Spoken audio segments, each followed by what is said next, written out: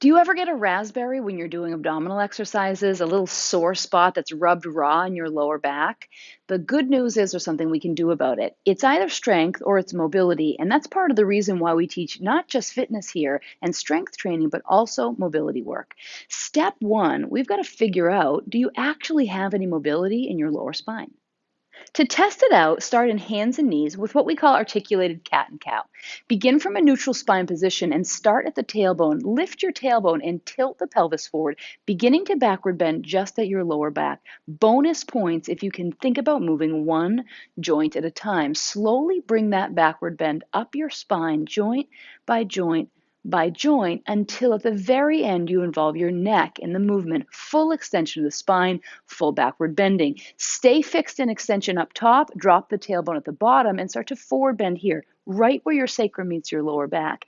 And slowly carry that. It really helps if you have a friend put their fingers on your back so you can concentrate, bend right here, bend right here. Bend into here, push right up into here, and then involve the neck. You should be doing this 4 or 5 times every single day. And if you don't have a friend at home, you can always do it on your own back. Just take something small like an eraser or a wine cork, placing it underneath your back, and practice pressing down and up. If you notice, especially on video, that you don't have any mobility in that lower spine, it's going to be nearly impossible for you to do any of these rolling up and down exercises because you have no mobility in that lower spine.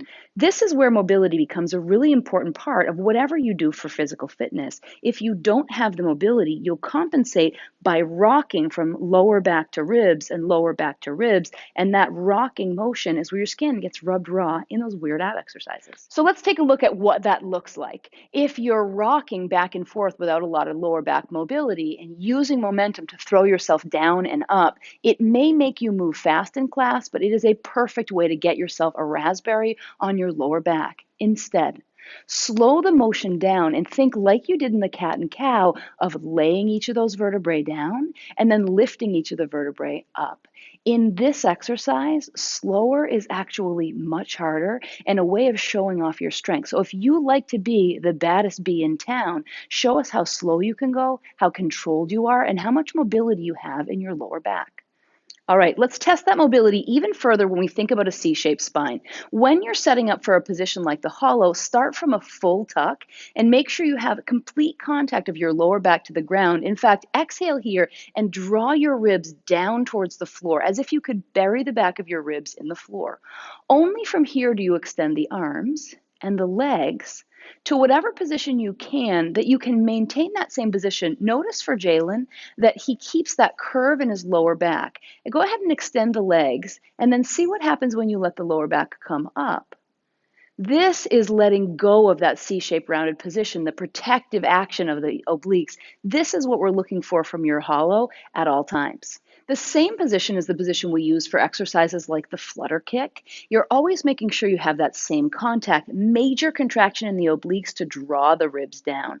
You only bring this lower when you can maintain that contact towards the ground.